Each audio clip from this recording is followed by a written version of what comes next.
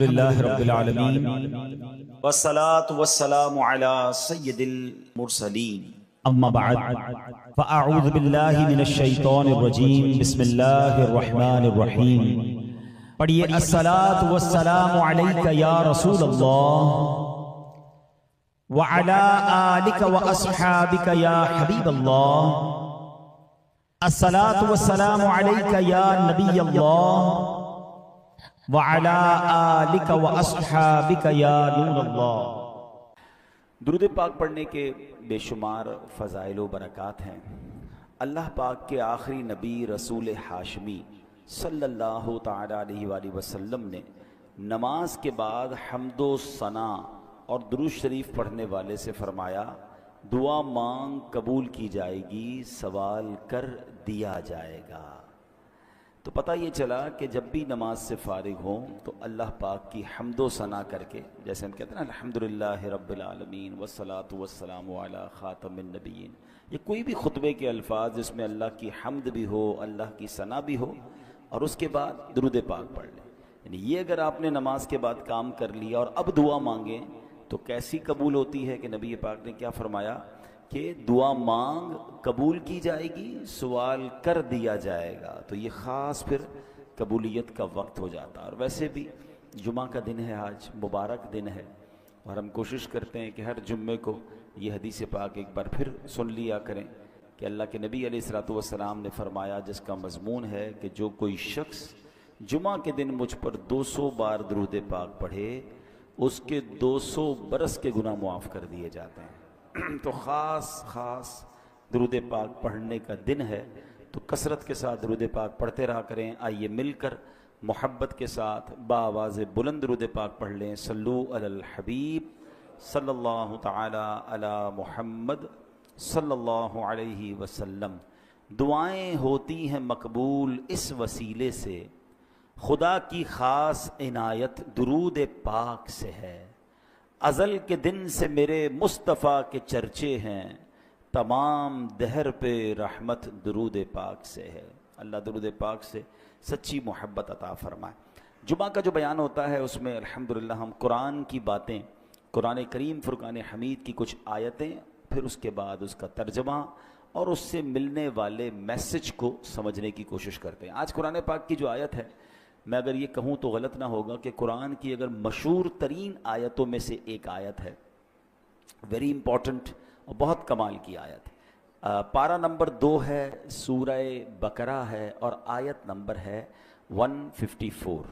اللہ کریم قرآن مجید میں ارشاد فرماتا ہے، وَلَا تَقُولُوا لِمَن يُقْتَلُ فِي سَبِيلِ اللَّهِ أَمْوَاتٌ بَلْ أَحْيَاءٌ وَلَٰكِن لَّا تَشْعُرُونَ۔ بڑی کمال کی آیت۔ اس کا ترجمہ کیا ہے؟ آسان ترجمہ قرآن کنز العرفان، اور جو اللہ کی راہ میں مارے جائیں انہیں مردہ نہ کہو، بلکہ وہ زندہ ہیں لیکن تمہیں اس کا شعور نہیں۔ انشاءاللہ اس آیت کے بارے میں جانیں گے، کچھ ذکر کرتے ہیں کربلا والوں کا، اور پھر اسی آیت کے تحت اس میں کچھ بات بھی کریں گے۔ روایت میں ہے کہ جنگ صفین کا موقع تھا، مولا کائنات مولا علی شیر خدا کرم اللہ تعالی وجہ الکریم میدان کربلا سے گزرے۔ یاد رہے یہ کربلا سے بہت پہلے کا واقعہ ہے۔ امام حسین کی جب شہادت ہوئی تو مولا علی تو پہلے ہی شہید ہو چکے تھے، تو یہ بہت پہلے کا واقعہ۔ اسی مقام سے ایگزیکٹلی اس میدان سے جب حضرت علی گزرے تو آپ نے وہاں نماز فجر ادا کی اور اس کی مٹی کو اٹھا کر سونگھا، اور پھر درد بھرے لہجے میں کہا، یہ وہ جگہ ہے جہاں ایک جماعت شہید کی جائے گی، وہ سب کے سب بغیر حساب کے جنت میں داخل ہوں گے۔ سبحان اللہ، کیا شان ہے شہدائے کربلا کی۔ اس روایت سے مولا علی شیر خدا کرم اللہ تعالی وجہ الکریم کو اللہ کی عطا سے جو علم غیب عطا کیا گیا تھا وہ بھی معلوم ہو رہا ہے، اور یہ واقعہ تو ابھی سالوں بعد ہونا ہے، لیکن مولا علی نے پہلے بتا دیا۔ چاہیں تو اشاروں سے اپنے کایا ہی پلٹ دیں دنیا کی، یہ شان ہے خدمت گاروں کی، تو سرکار کا عالم کیا ہوگا۔ اچھا، یہاں یہ بھی پتہ چلا کہ اس میدان پہ کربلا والے امام حسین اور ان کے خاندان والے آئیں گے، شہید ہوں گے، اور سب کے سب بلا حساب جنت میں جائیں گے۔ یہ بھی ان کا مقام پتہ چل رہا ہے۔ اب آتے ہیں آیت کریمہ کی طرف۔ اب کربلا میں شریک ہونے والے خوش نصیب حسینیوں کے بڑے بڑے فضائل ہیں، ان میں بعض تو صحابہ تھے، اور ہمارا سچا پکا عقیدہ ہے کہ ہر صحابی جنتی ہے۔ پھر اس لشکر حسین میں صحابہ بھی تھے، تابعین بھی تھے، یعنی وہ خوش نصیب تھے کہ جنہوں نے صحابہ کرام علیہم الرضوان کی صحبت پائی، یہ بھی بڑے اونچے رتبے والے تھے۔ پھر ان کا امام عالی مقام امام حسین کے ساتھ کربلا میں شریک ہونا، آپ پر اپنی جانیں قربان کرنا، یہ ایک اور عظیم فضیلت بنتی ہے۔ اللہ اکبر۔ اور پھر انہیں ایک اور بڑا مرتبہ کیا ملا کہ اللہ کریم نے انہیں شہادت عطا فرمائی۔ شہادت بہت بلند مرتبہ ہے، جیسا کہ ہم نے بھی قرآن پاک کی آیت میں سنا، وَلَا تَقُولُوا لِمَن يُقْتَلُ فِي سَبِيلِ اللَّهِ أَمْوَاتٌ بَلْ أَحْيَاءٌ وَلَٰكِن لَّا تَشْعُرُونَ، اور جو اللہ کی راہ میں مارے جائیں انہیں مردہ نہ کہو بلکہ وہ زندہ ہیں لیکن تمہیں اس کا شعور نہیں۔ اب ذرا غور کیجئے، شہیدوں کی شان کیسی نرالی ہے۔ آدمی راہ خدا میں جہاد کرتے ہوئے لڑتے ہوئے مارا گیا، وفات ہو گئی، سر کٹ گیا، روح بدن سے نکل گئی، اسے کفن پہنایا، اس کی نماز جنازہ پڑھی، قبر میں اتارا، ظاہری آنکھیں دیکھ رہی ہیں کہ جناب آدمی کا انتقال ہو گیا ہے، مگر قرآن کیا کہہ رہا ہے؟ فرمایا خبردار یہ شہید ہیں، انہیں ہرگز مردہ نہ کہو بلکہ یہ زندہ ہیں، تمہیں شعور نہیں ہے نا عجیب بات۔ بھائی آنکھیں کہ دیکھ رہی ہیں کہ انتقال ہو گیا ہے، کفن پہنایا، جنازہ ہوا، قبر میں اتار دیا، بلکہ ایک اور قرآن کی آیت میں کیا ارشاد ہوتا ہے، وَلَا تَحْسَبَنَّ الَّذِينَ قُتِلُوا فِي سَبِيلِ اللَّهِ أَمْوَاتًا، قرآن کہتا ہے جو اللہ کی راہ میں شہید کیے گئے ہرگز انہیں مردہ خیال نہ کرنا۔ اللہ اکبر۔ یعنی کہنا تو دور کی بات ہے، اپنے دل میں بھی شہید کو مردہ بھی سوچنا بھی نہیں ہے۔ دو آیتیں یاد رکھیے کہ ایک جگہ کہا کہ انہیں مردہ نہ کہو، یہ زندہ ہیں، تمہیں شعور نہیں ہے۔ دوسری جگہ فرمایا ان کے بارے میں مرنے یعنی موت کا، یعنی یہ مردہ ہو گئے، اس بات کا خیال بھی دل میں نہیں لانا ہے۔ اللہ اکبر۔ کیوں؟ کیونکہ یہ دنیا سے چلا گیا ہے، اللہ پاک کے ہاں اب بھی زندہ ہے، اسے رزق دیا جاتا ہے۔ اب ذرا آگے چلتے ہیں۔ ڈاکٹر اقبال نے ایک سمجھ لے کہ بہت پیاری تشریح زندگی کی ہے۔ وہ لکھتے ہیں، برتر از اندیشہ سود و ضیاء ہے زندگی، ہے کبھی جاں کبھی تسلیم جاں ہے زندگی۔ مطلب کیا ہے کہ یعنی زندگی نفع و نقصان سے بڑھ کر کوئی چیز ہے، سانسیں لیتے رہنا بھی زندگی ہے، اور اللہ پاک کے نام پر سر قربان کر دینا بھی زندگی ہے۔ موت کو سمجھے ہیں غافل اختتام زندگی، موت کو سمجھے ہیں غافل اختتام زندگی، ہے یہ شام زندگی صبح دوام زندگی۔ یعنی یہ غافل لوگ سمجھیں کہ بھئی موت ہو گئی تو زندگی ختم ہو جائے گی، نہیں، بلکہ موت زندگی کا اختتام نہیں ہے۔ ہاں موت ایک موڑ ہے جہاں سے بندہ فانی زندگی سے نکل کر دائمی اور حقیقی زندگی کا آغاز کرتا ہے، اور یہی ہمارا عقیدہ ہے۔ ہم اس دنیا میں ایک فانی زندگی گزارنے آئے ہیں، اصل تو جو دائمی ہماری زندگی ہے، ہمیشہ رہنے والی زندگی ہے، جو لمبا عرصہ رہنا ہے، وہ تو آخرت کا ہے۔ یہاں تھوڑا ٹائم آئے ہیں۔ پرابلم پتہ کیا ہے کہ ہم اس تھوڑے ٹائم کی فکر زیادہ کر رہے ہیں، اور جو بڑا ٹائم ہے اس کی فکر چھوڑ دی ہے۔ مثال کے طور پہ آپ دیکھیں نا کہ کچھ لوگوں سے پوچھا جائے کہ یار میں نے ایک جگہ، اب مثال کے طور پہ آپ جاتے ہیں کہیں ٹریول پہ جاتے ہیں 1 مہینے کے لیے، 15 دن کے لیے، تو آپ 15 دن 1 مہینے کے لیے جا کر وہاں گھر تو نہیں خریدتے نا، آپ کرائے کا گھر لے لیں گے، آپ ہوٹل میں رہ لیں گے، ٹھیک ہے نا، 1-2 بیگ ساتھ لے جائیں گے، پورا گھر اٹھا کے تو نہیں لے جائیں گے۔ کیوں؟ آپ کہیں گے واپس تو یہیں آنا ہے نا، اصل تو میرا گھر یہ ہے، میں تو ٹریولر کی حیثیت سے، بندہ کرائے کے گھر میں زیادہ خرچ نہیں کرتا، کہتا ہے گھر کرائے کا ہے، اتنا سارا اس کے اوپر لگا دوں گا، میرا تھوڑی ہے، میں تو چھوڑ کے چلے جانا ہے، کچھ عرصے کے لیے آیا ہوں۔ کراچی میں بھی کچھ لوگ ایسے ہوتے ہیں جو دیگر شہروں سے جاب کرنے آتے ہیں، کاروبار کرنے آتے ہیں، مگر اصل ان کا دھیان کیا ہوتا ہے کہ میری فیملی گاؤں میں ہے یا فلاں علاقے میں ہے، میں نے وہاں جانا ہے، میں نے گھر بھی بنانا ہے تو وہاں بنانا ہے، کیونکہ میرا مستقل ٹھکانہ یہ نہیں ہے۔ دنیا میں یہ ساری لاجک سمجھ آتی ہیں، مگر یہ کیوں نہیں سمجھ آتا کہ ایکچولی یہ پوری دنیا ہی میرا ٹھکانہ نہیں ہے، میں یہاں مسافر کی حیثیت سے ہوں، کوئی 50 سال کے لیے آیا ہے، کوئی 60 سال کے لیے آیا ہے، کوئی 70 سال کے بعد چلا جائے گا، ماں باپ کی دعا لگ گئی تو 80-100 سال اس کے بعد تو چلا ہی جائے گا نا، وہاں 25-50-100 سال کی کہانی نہیں ہے۔ ذرا سمجھیے، حضرت آدم سے لے کر آج تک لوگ قبروں میں جا رہے ہیں، کہاں ہیں وہ؟ بتائیے نا کہاں ہیں؟ قبروں میں ہے نا، ہزاروں سال ہو گئے، ہزاروں سال سے قبر میں ہے کوئی بندہ، تو بتاؤ دنیا میں تو 60-70 سال رہا, قبر میں ہزاروں سال سے ہے, تو اس کا مطلب بڑا ٹھکانہ تو قبر تھا. گھر کی فکر زیادہ ہونی چاہیے تھی, قبر کی زیادہ ہونی چاہیے تھی. میں اور آپ مریں گے, وی ڈونٹ نو کہ کب تک قیامت آئے گی. بھائی پتہ نہیں 500 سال, 1000 سال, 2000 سال میں نے قبر میں رہنا ہے. اور قبر ایک باکس کا نام نہیں ہے. یہ غیر مسلموں کا عقیدہ ضرور ہوتا ہوگا کہ جناب بندہ قبر میں جائے اور اس کے بعد اس کا فنش سب ختم. نہیں, ہمارا ایمان ہے کہ قبر میں حساب سوال بھی ہوں گے, قبر میں جناب عذاب اور جزا ہوگی.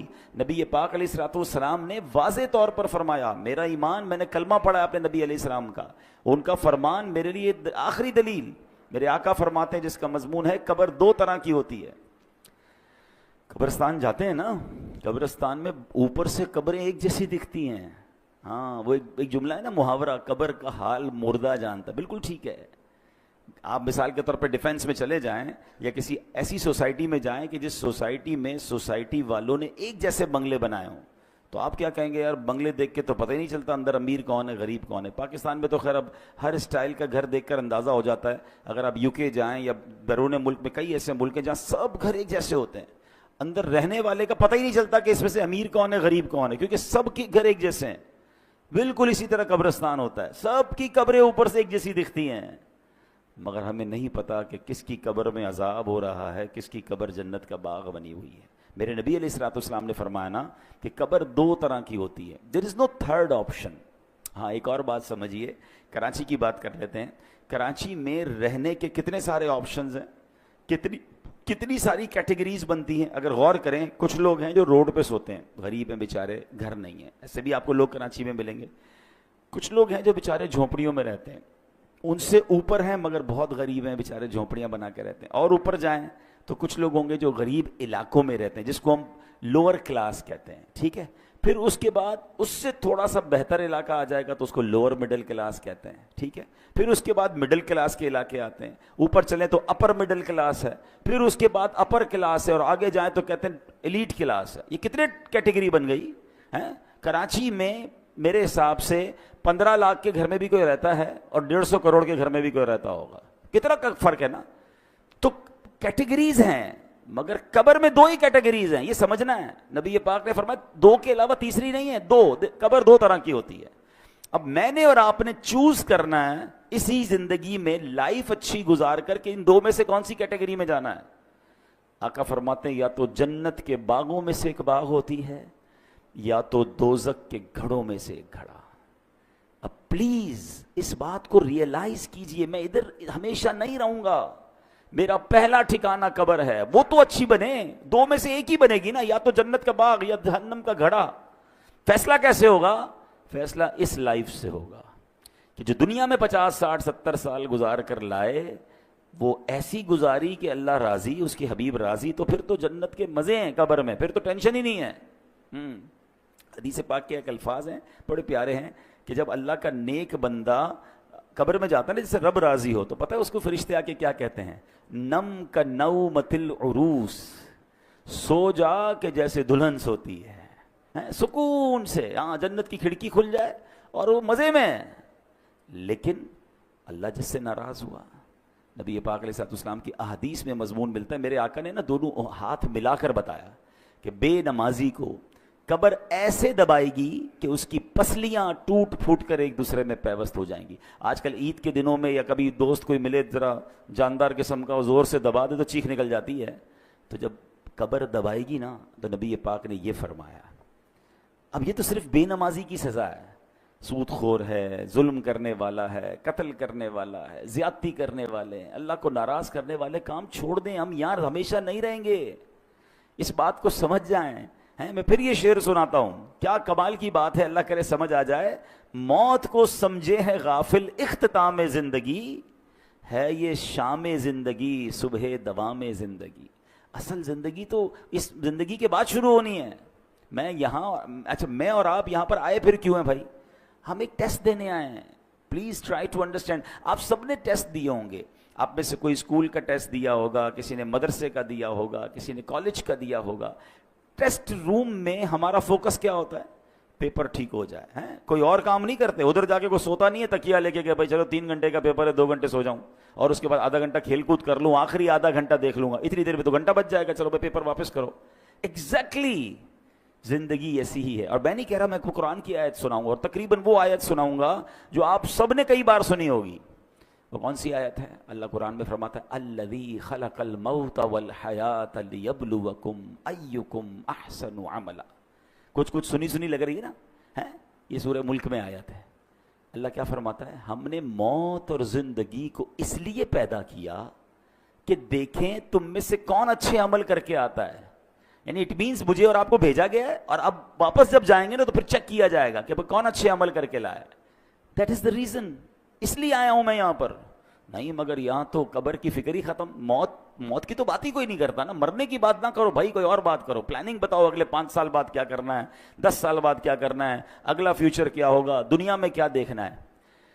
اچھا میرے اللہ نے دنیا بھی بڑی اچھی بنائی ہے. ہمیں دنیا میں انجوائے کرنے سے منع نہیں کیا, ہمیں کھانے پینے گھومنے پھرنے فیملی کو ٹائم دینے سے منع نہیں کیا, مگر اس میں کنڈیشن ایک ہی رکھی گئی ہے, یہ سب کام کرنے ہیں حرام کام سے بچ کر.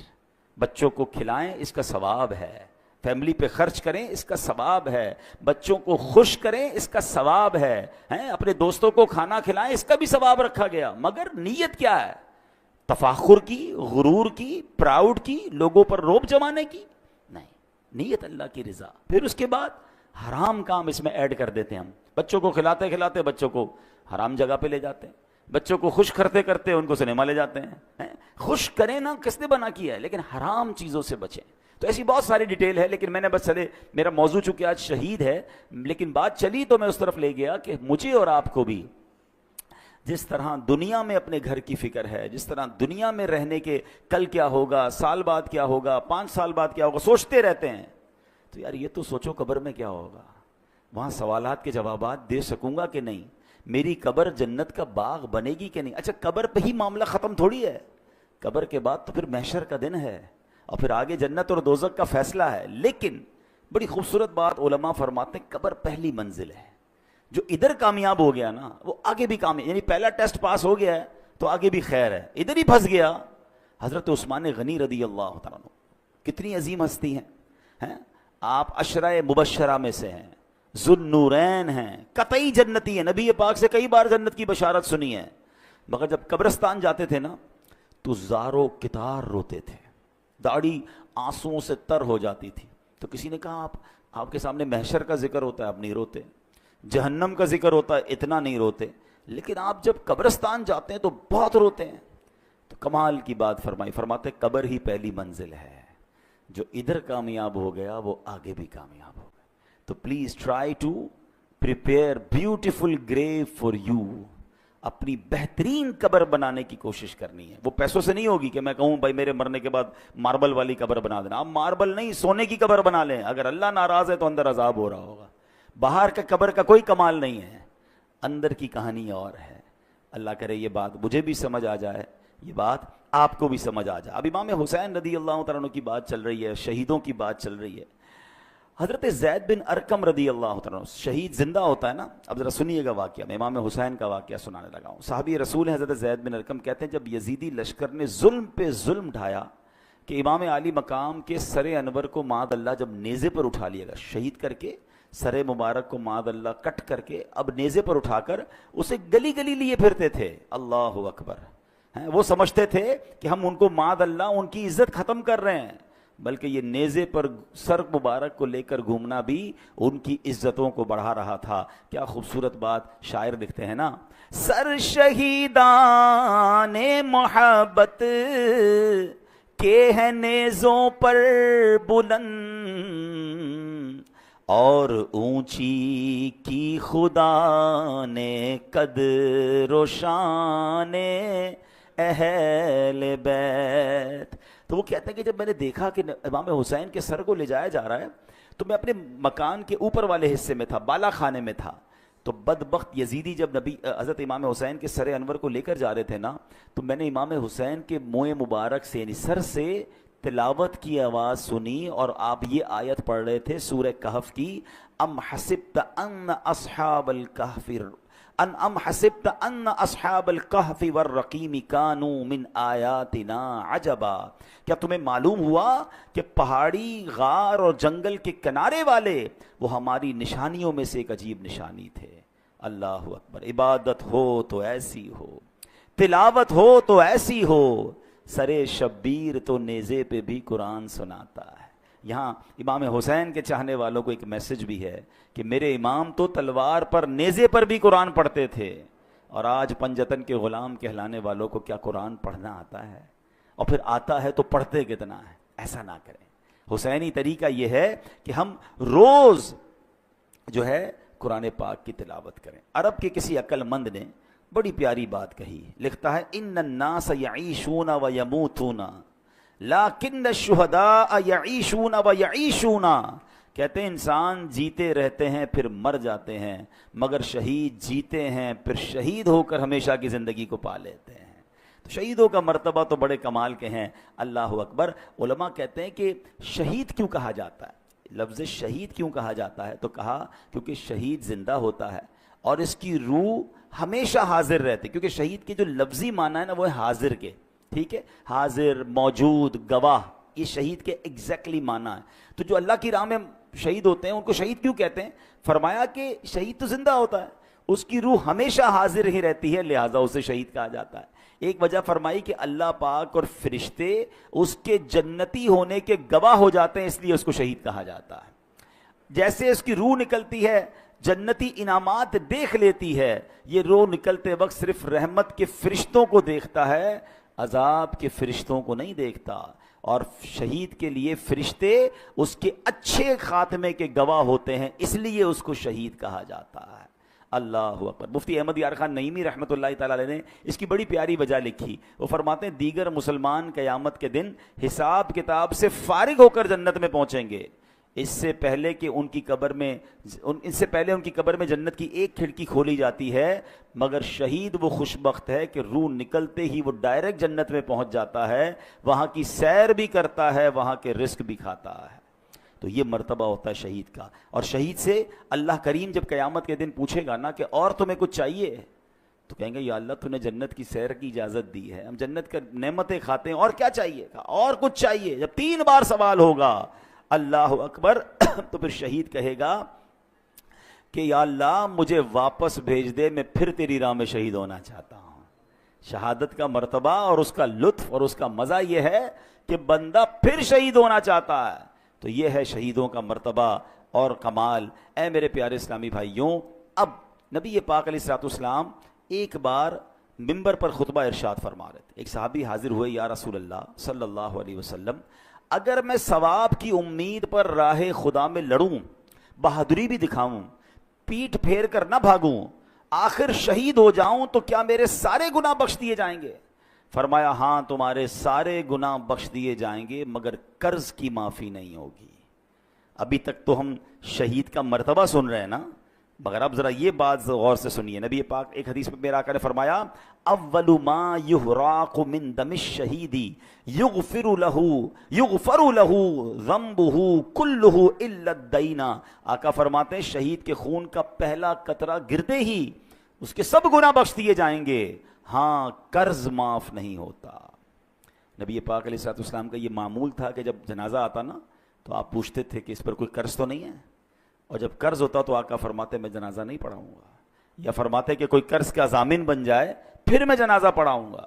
حالانکہ جس کے اوپر قرض ہو، اس کا انتقال ہو، اس کا جنازہ پڑھنا جائز ہے، مگر نبی پاک علیہ الصلوۃ والسلام اس کی اہمیت بیان کرنے کے لیے فرمایا کرتے تھے۔ تو نبی پاک نے ایک بار فرمایا، ایک جنازہ لایا گیا نا، حضرت انس بیان کرتے ہیں کہ نبی پاک علیہ الصلوۃ والسلام کی بارگاہ میں ایک جنازہ لایا گیا، تو پیارے آقا نے پوچھا کہ اس پر کوئی قرض ہے؟ لوگوں نے عرض کی جی ہاں یا رسول اللہ، اس پر قرض ہے۔ ارشاد فرمایا ایسے آدمی پر میرا جنازہ پڑھنا کیا فائدہ دے گا جس کی روح قرض کے بدلے اس کی قبر میں گروی رکھی ہوئی ہے، گروی رکھی ہوئی ہو اور آسمان کی طرف بلند نہ ہو۔ اگر تم میں سے کوئی اس کے قرض کا ضامن بنتا ہے تو میں اس کی نماز جنازہ پڑھا لیتا ہوں، کیونکہ میرا اس کی نماز جنازہ پڑھنا اسے نفع دے گا۔ یعنی قبر میں روح گروی رکھ دی جاتی ہے، آسمان کی طرف بلند نہیں ہوتی ہے اگر کوئی مقروض ہو کر مرتا ہے۔ اے میرے پیارے اسلامی بھائیوں، آج کتنا یہ چیز وبا عام ہو گئی ہے، لوگ لاکھوں روپے دبا لیتے ہیں. کاروباری لوگ مجھے سن رہے ہیں، بعد میں یہ بیان سنا جائے گا، کبھی بھی قرض نہ لیں.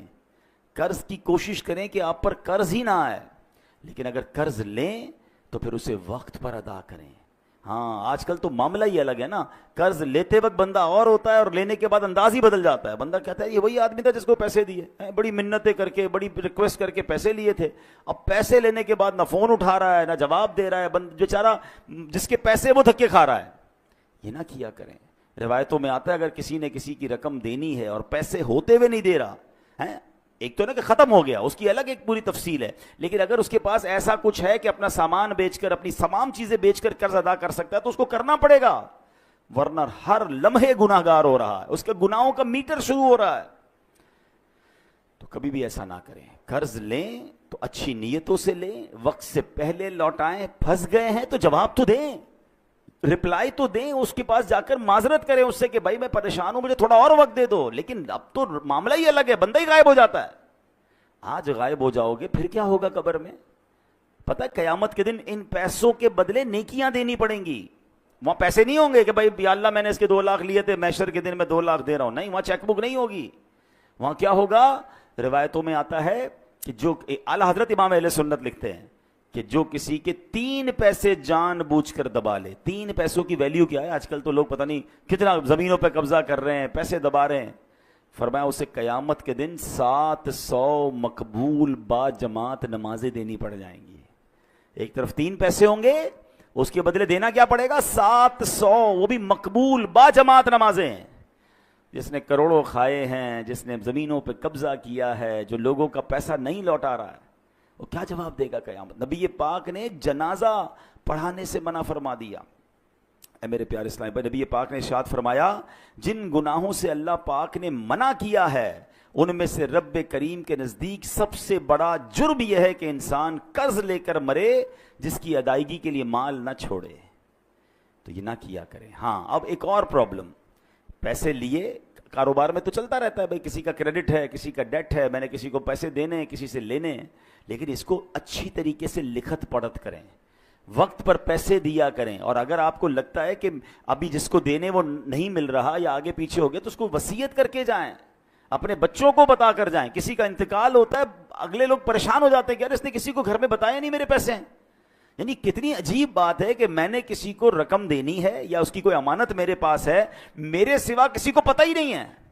یہ بہت بڑی بے وقوفی اور جہالت ہے جو عذاب قبر میں گرفتار کر سکتی ہے. بھائی اگر آپ کو کسی نے امانت دی ہے، کوئی رقم دی ہے، تو آپ لکھیں اس کو، اپنے بچوں کو بتائیں، اس کو بھی بتا دیں کہ بھائی مجھے کچھ ہو گیا تو یہ میرا بیٹا ہے، یہ میری فیملی ہے، تمہیں یہاں سے مل جائیں گے، تاکہ اس کو بھی تسلی ہو. آج کل تو اچھا یہ بھی ہمارے لوگ بھی بڑے بھولے بھالے ہیں، کروڑوں روپے کا کاروبار کریں گے، گھر میں کسی کو نہیں جانتے، صرف اسی کو جانتے ہیں، نہ اس کے بیٹے کا پتہ نہ گھر کا پتہ، بعض اوقات تو گھر کدھر ہے یہ بھی نہیں پتا. تو اگر جینے کی تمنا ہے تو کچھ پہچان پیدا کر ہیں، تبھی تو شریعت کہتی ہے کہ لکھت پڑھت کر لیں، کوئی کانٹریکٹ کر لیں، 2 گواہ ہونے چاہیے، کل کچھ ہو گیا تو آپ کے پاس کوئی چیز تو ہو. یہاں ہماری بھی غلطی ہوتی ہے، لیکن بالخصوص ان لوگوں کو سوچنا چاہیے کہ جن پر لوگوں کا آتا ہے اور انہوں نے دینے کا انتظام پراپر نہیں کیا، کیونکہ ہم تو چلے جائیں گے. ابھی میں نے بہت تفصیل سے بتایا کہ قبر کتنی بڑی ہماری منزل ہے. قبر میں اگر ہم عذاب سے بچنا چاہتے ہیں تو اپنے اوپر قرض چھوڑ کر نہ جائیں، اور اگر قرض چھوڑ کر جائیں تو اس کی وصیت ہو، اس کا انتظام ہو، اس کی سب سے پہلے دیکھیں نا، میت کے انتقال کے بعد شریعت کا حکم کیا ہے کہ اس کا مال ورثاء میں بعد میں تقسیم ہوگا، پہلے اس کا قرض ادا کیا جائے گا. لیکن میں نے اگر قرض بتایا ہی نہیں کسی کو گھر والوں کو، اور بعد میں گھر والوں کی تربیت بھی نہیں کی، بھائی ابو مر گئے، بھائی اب ابو سے بات کریں، ہم نے نہیں دینا. بیٹے بھی ایسے کہہ دیتے ہیں. ان بیٹوں کو بھی چاہیے، ان اولاد کو بھی چاہیے کہ اپنے باپ پر، مرحوم پر بوجھ نہ رکھیں قرض کا. کہ آپ نے حدیث پاک سن لی ہے کہ نبی پاک نے جنازہ پڑھانے سے انکار فرمایا. اس سے بڑی تنبیہ کیا ہو سکتی ہے؟ اللہ کرے کہ یہ بات ہمیں سمجھ آ جائے. ہم شہیدوں کے حوالے سے بات کر رہے تھے. اب یہاں پر ہم دیکھیں نا، آج کے دور میں تو جہاد کرنا، دشمن فوج سے لڑنا اسلامی ریاست میں پہلے فوج کا کام ہے. اللہ پاک ہمارے ان فوجی جوانوں کو سلامت رکھے جو ہماری سرحدوں کی حفاظت کرتے ہیں اور اللہ کی راہ میں شہید ہوتے ہیں. لیکن ہم کیسے شہید کا رتبہ پائیں؟ ہم تو سویلین ہیں. سبحان اللہ، ہمارا اسلام کتنا کمپلیٹ ہے. اب سنیے، نبی پاک علیہ السلام نے کیا خوبصورت فرمایا، من سأل اللہ الشہادۃ مخلصا اعطاہ اللہ اجر شہید وان مات علی فراشہ۔ میرے آقا فرماتے ہیں مسند امام احمد کی حدیث کہ جو سچے دل سے شہادت کی دعا کرے وہ اگرچہ بستر پر ہی مر جائے اللہ پاک اسے شہیدوں والا ثواب عطا فرمائے گا۔ ہم دعا تو کر سکتے ہیں نا کہ اللہ مجھے شہادت والی موت عطا فرما۔ اچھا، حضرت عمر فاروق رضی اللہ تعالیٰ کمال دیکھیں، آپ کی دعا کیا تھی؟ اللہم ارزقنا شہادتا فی سبیلک واجعل موتی فی بلد رسولک۔ اے اللہ مجھے شہادت والی تیری راہ میں موت بھی دے اور تیرے حبیب علیہ السلام کے شہر مدینے میں موت دے۔ اچھا، اس زمانے میں صحابہ کرام حیران ہوتے تھے کہ حضرت عمر کیسی دعا کر رہے ہیں، مدینہ کیپٹل ہے، اس پر تو حملہ نہیں ہونا، ادھر تو فوج بھی ہے، چیزیں ہیں، یہاں کیسے شہادت ملے گی ان کو؟ یہ دعا کرتے رہتے تھے۔ اللہ نے کیسی دعا قبول کی کہ عین مدینہ پاک میں مسجد نبوی کے اندر مصلی رسول پر امام حضرت عمر فاروق نماز فجر پڑھا رہے ہیں۔ آپ جگہ تو دیکھیں، مسجد نبوی، نبی پاک کا مصلی اور فجر کی نماز کی امامت کر رہے ہیں، اور اس نماز کے اوپر آپ پر، نماز کے دوران آپ پر حملہ ہوتا ہے اور اللہ کریم آپ کو شہادت کا مرتبہ عطا فرماتا ہے۔ تمنا تھی نا، ہم تو یہ تمنا بھی نہیں کر رہے ہوتے۔ تو شہید، اگر شہادت کا رتبہ، ہم دعا کریں اللہ سے، اللہ پاک کریم ہے، ہمیں موقع مل سکتا ہے۔ اسی طرح بہت خوبصورت ایک حدیث ہے، حضرت عبداللہ ابن عمر سے روایت ہے کہ رسول ذیشان مکی مدنی سلطان صلی اللہ علیہ وسلم نے فرمایا، جو چاشت کی نماز پڑھے، ہر مہینے 3 روزے رکھا کرے، سفر ہو یا حضر، یعنی سفر میں ہو یا گھر پہ ہو، کسی حال میں بھی نماز وتر نہ چھوڑے، اس کے لیے شہید والا ثواب لکھ دیا جاتا ہے۔ تو یہ 3 کام غور کر سن لیں کہ چاشت کی نماز، اچھا اشراق اور چاشت بہت پیاری نمازیں ہیں، بڑے اس کے فضائل ہیں، اور یہ ہم کب پڑھ سکتے ہیں؟ جب فجر کا وقت ختم ہوتا ہے نا، آپ ٹائم ٹیبل پہ دیکھ سکتے ہیں، اس کے 20 منٹ گزرنے کے بعد آپ اشراق اور چاشت کے نوافل پڑھ سکتے ہیں۔ اس کے کم از کم 2 رکعتیں پڑھ لیں، زیادہ بھی پڑھ سکتے ہیں، اور سبحان اللہ، اشراق و چاشت کی بڑی فضیلتیں ہیں۔ اور پھر یہ جو ہر مہینے 3 روزے رکھنے ہیں، اس میں اچھا یہ ہے کہ ایام 20 کے روزے رکھ لیے جائیں۔ ہر اسلامی تاریخ کی 13، 14، 15 تاریخ کو ایام 20 کہا جاتا ہے۔ ان دنوں میں اگر آپ روزے رکھ لیں گے انشاءاللہ تو سبحان اللہ، یہ سنت کی ادائیگی کی نیت سے پیر کا روزہ بھی رکھ سکتے ہیں۔ تو یہ 3 روزے اگر اللہ کرے ہماری عادت بن جائے تو شہادت کا مرتبہ مل رہا ہے، تو اور کیا چاہیے؟ حضرت ابو قتادہ انصاری رضی اللہ تعالیٰ عنہ فرماتے ہیں، نبی پاک علیہ السلام سے ہر پیر کے روزے کے بارے میں عرض کیا گیا کہ حضور آپ پیر کا روزہ رکھا کرتے ہیں، تو ارشاد فرمایا، اسی دن میری ولادت ہوئی اور اسی دن مجھ پر وحی نازل ہوئی تھی۔ تو بہرحال اللہ کریم ہمیں ان نیکیوں پر عمل کرنے کی توفیق عطا فرمائے۔ اور آج جو ہم نے شہادت کے بارے میں سنا، اس کے بارے میں بھی، پھر قبر کے بارے میں ہم نے سنا کہ قبر کی تیاری کیسے کرنی ہے، پھر ہم نے قرض کے بارے میں سنا کہ قرض کے معاملات پر کتنا خیال رکھنا ہے۔ زندگی کا ایک اصول بنا لیں کہ میرے اوپر، میری ذات پر کسی کا کچھ رہ نہ جائے، جو بھی ہے ڈھونڈ کر تلاش کر کے اس کو پہنچائیں۔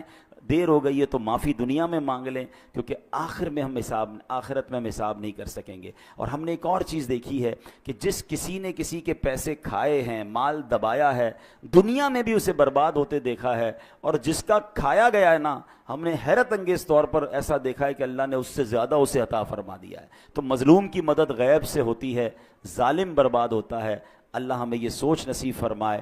اور یہاں پر ایک آخری بات کر کے اپنی گفتگو ختم کرتا ہوں کہ ہم نے قرآن کی آیت سے اپنے بیان کو شروع کیا تھا کہ اللہ کی راہ میں شہید ہونے والے کو مردہ نہ کہو، تمہیں شعور نہیں ہے وہ اللہ کی بارگاہ میں زندہ ہیں۔ تو اب ذرا ٹیکنیکلی اور لاجیکلی سمجھ لیں کہ اگر کسی نبی کا امتی شہید ہو جائے، ٹھیک ہے، وہ شہید ہو جائے تو وہ اللہ کی بارگاہ میں زندہ ہے، تو پھر نبی کی جو زندگی ہے اس کا عالم کیا ہوگا؟ وہ تو اس امت کے بھی آقا ہیں۔ تو سبحان اللہ، احادیث میں بھی یہ مضمون ملتا ہے کہ اللہ نے زمین پر حرام قرار دیا ہے کہ وہ انبیاء کے جسموں کو کھائے۔